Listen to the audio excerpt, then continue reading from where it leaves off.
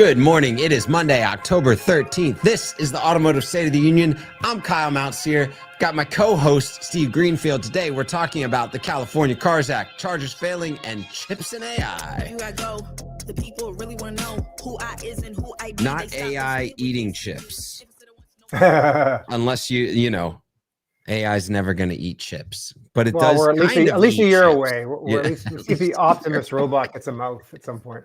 Just Other gets than a mouth Kung Fu, the next thing is going to start eating chips, maybe. Yeah, Kung Fu and chips. That's great. That's great.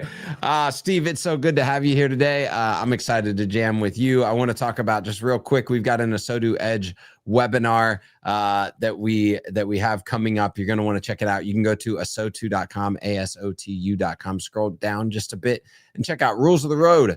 Why, when, and how to move vehicles between stores as consolidation happens. It's a growing infrastructure change to have a used car director moving cars around. And Paul Goliath of Modern Auto Group is going to share with us exactly how, why, and when they do it. You're not going to want to miss it. But let's get into the show today because we've got some heavy topics coming around the bend. Governor Gavin Newsom has signed the California Combating Auto Retail Scams Act, a landmark law that establishes new consumer protection standards and stricter sales transparency across the state beginning in October of 2026. The California Cars Act closely mirrors about 70% of the vacated cars rule that the FTC had brought out and prohibits dealers from misrepresenting key facts about vehicle sales, leases, or financing. The Cars Act bans valueless add-ons, such as unnecessary service contracts or redundant protection products. Buyers of used vehicles under $50,000 now have a required 3-day right to cancel with mileage and condition limits. Senator Ben Allen stated, some of the behavior and standard business practice in the car sales world I found very dispiriting and distasteful. I wanted to make the car buying experience for regular folks better. A big move by California, Steve.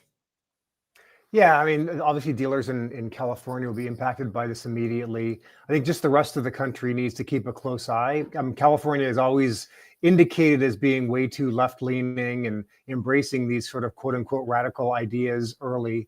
But typically what we see is there's a trickle-down effect. California is the first adopter of many of these kinds of consumer protection policies, and then eventually the rest of the country adopts. So this may not be the case, while Trump's in the White House, but I think dealers around the country should at least be paying attention to this and seeing what the implications are for them eventually in their local markets. Yeah, I think similar to some of the EV changes that they had brought about, this kind of opens the door for something that looked like it was going to be a national campaign with the FTC leading it to other states, probably those 11 and 12 that followed with EV mandates similar to California, to kind of open up the door to, hey, do we want to implement something like this at a local level? So I think that especially those states that maybe saw their political regime follow California from an EV mandate state should be looking out to say, okay, this might be something that over the next 5 to 6 months, we might see similar things coming into play, or at least being voted on at the state level. Yep. Great point. Absolutely. I've got no segue for this one other than this was in Steve's email, so Steve gets to talk about it. But a new EV charging reliability report from Charge Help reveals a critical gap between charger availability and usability, showing that nearly 1 in 3 charging attempts fails despite reported uptime near 99%. The study analyzed 100,000 sessions across 2,400 chargers, finding only a 71% first-time charge success rate. Charger Help CEO Kamala Terry argued FTCSR is the true measure of reliability, not uptime. FTCSR standing for first time charge success rate. They've got acronyms too. They state it captures the real driver experience. The biggest culprit is software fragmentation, with EVs, chargers, and payment systems often failing to communicate properly. That's APIs, folks. Terry remains hopeful it's a solvable problem. Even gas cars had their growing pains before becoming mainstream. Yeah, I mean, look, my point of view on this is at some point there will be a tipping point where the average consumer says, hey, EVs are better than gas cars. We're years away from it, and a lot of it's going to come down to battery chemistry, right? So you need to have a lot of range in the vehicle. You need to be able to charge that vehicle very quickly. But then the last thing is there needs to be charger availability. And when you can't have the luxury of charging at home, then you're charging out in the wild, right? In the public space. And when a third of the time that you try to charge your car, it doesn't work, forget charger availability. We could have a lot of chargers, but you're playing Russian roulette, and 1 out of 3 times your car isn't going to work with the charger that you pull up to. We need to do better. And Tesla, the compatibility thing is a good observation. Tesla works because Teslas go to Tesla superchargers, and they almost always work. I think that the non-work percentage is like 4% or something. Wow. They get kicked out compared to 30%. But it's tough. It is going to be a software handoff thing, and we're going to continue to have challenges. But hopefully, over time, we can get past this, because without consumers having confidence that when they pull up to a charger that shows available on their app and they can actually get charged from it, then we're going to have a continued challenge to sell consumers definitely full battery electric vehicles, but even hybrids. Well, yeah, and I you look at this. It's like if I pull up to an Exxon or a BP, I can fill up my gas tank, and I know that it's going to work no matter what car I'm in. I kind of relate this to like the early days of cell phones, where you'd have USB-A or the Apple charging standards, and kind of everyone's moving to a USB-C standard, so it's kind of universal the way it goes. Even cars now are only coming with USB-C inputs.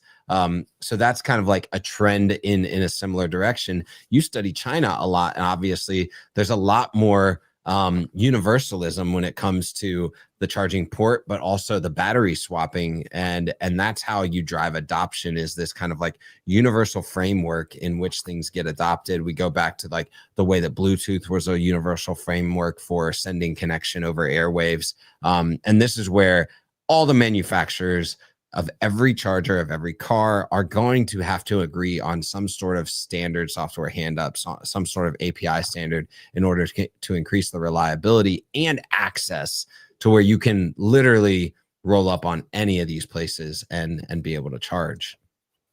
Yeah, there's been a movement towards the Tesla standard, the NACS, right. North American Charging Standard, but that doesn't mean the software is going to work, right? So you can have a charging standard where you can plug it into the hole, but it still doesn't mean that the software is going to communicate with one another to make sure that it'll draw current through that connection. So it's actually a little bit harder even than just getting all phones on the same standard. You have to have the same standard and then have the software handshake work. It up.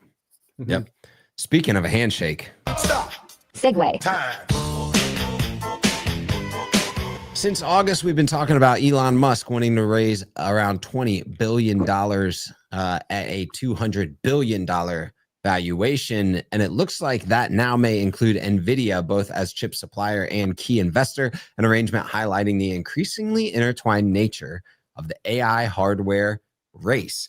The proposed structure reportedly combines equity and debt within a special purpose vehicle that would buy Nvidia chips and lease them back to xAI. Nvidia could contribute up to $2 billion in equity while also profiting from the chip sales. Analysts note that the circular nature of these AI financing deals, where investors also serve as vendors. Nvidia has made similar moves recently, including a $100 billion commitment to OpenAI and a $5 billion stake in Intel, interestingly enough, another chip supplier. Critics are seeing signs of tech market froth, but Nvidia's defenders argue the company is simply investing to strengthen its ecosystem. And Steve, you brought up a most recent graphic that I think Bloomberg put together. Let's pull that up and talk us through like the way this ecosystem is kind of playing out and how it relates to auto. Yeah, this is from over the last few days. It's got a lot of press, especially on Twitter or X. You can see here, basically the size of the circles represents the market cap of these companies. Nvidia being the juggernaut in the middle with like a $4.5 trillion market cap or whatever. But the arrows represent the cross investments into different companies. And the speculation right now is that, we are in a bit of a bubble, right? Whether it's a healthy bubble and warranted or not. But, something like 54% of all VC money right now is going into AI related companies. You look at these big checks being cut between Nvidia and a bunch of the companies that rely on them for chips, lease back agreements around chips and buyback agreements, et cetera. So I think good for Nvidia. Nvidia's got this huge market cap, and it should try to keep the AI ecosystem very healthy and prop up their customers. But at some point, you got to kind of scratch your head that, it's just a circular sort of like the market caps are feeding off of one another, sometimes from public companies into private companies or vice versa. And you do kind of wonder, if the money going back and forth to continue to inflate these valuations is just a circular path, at what point does, the music stop? To use the analogy with musical chairs, and someone's left standing. So yeah. I think that hopefully it's not the average retail consumer, but there's growing concern here that, if this is just self-referencing, is this healthy overall? So I think that, Wall Street will be keeping a watchful eye on all of this.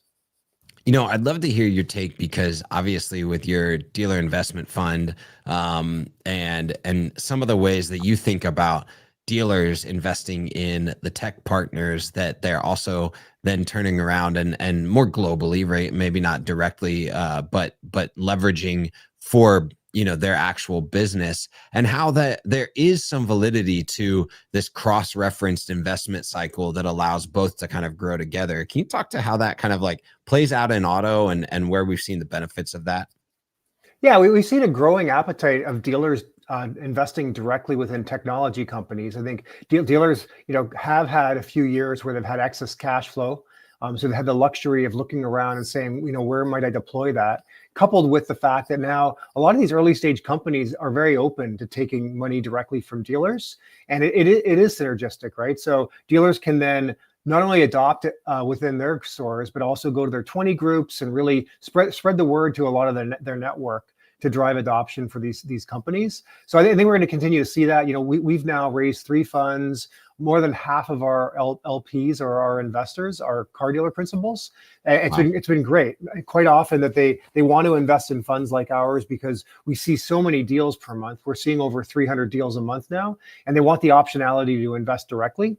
To your point, it would be interesting if we saw more technology companies invest in dealerships. The only one that I know of was, Techion invested in some stores early on as a testing ground locally to their headquarters. They have since divested those, but we do hear many times dealers investing in startups. And I think we're starting to see more of a trend that you've documented, Kyle, with dealers now, kind of vibe coding their own solutions. And I think we're going to continue to see dealers that are a little more tech savvy and may skew a little younger, maybe open-minded to say, look, instead of me waiting for one of my vendors to build a feature, let me have a go at it and see if I can cobble together, a pretty good solution as a stopgap that we can be using at our store. Well, especially locally and to provide a proof of concept. And what if then you were able to enable a strong entrepreneur that was able to take a prototype or a localized concept and bring it to market, right? And incentivize that person to bring it to market, so that, because you watch so many, I think about a Ryan Warman, and he and I have talked about, why do you share all of these things that you're doing in your store? And he's like, no, you don't understand. If I shared this and just a few dealers pick it up, the whole entire ecosystem thrives way more. And so I think more dealers are also thinking in that direction, which is, if I can find a solution that works for me and it probably works for others, then the whole thing rises. And so I love the cross-pollination of that, the kind of like, rising tide lifts all ships mentality between industry partners and dealers that we've seen over the last 4 to 6 years. I think it's providing actually some of the most entrepreneurial minds and highest, cycle of innovation that we've ever seen within our industry. And kudos to people like you that are enabling that to happen. So, well, thanks. No, I appreciate it. I couldn't have said it better myself. Hey, I'll take it. When Steve Greenfield says he couldn't say it better than himself, let's go. Hey, you got some people to care for, whether tech or chips or AI or anything like that. There's people on the ground that need your service today.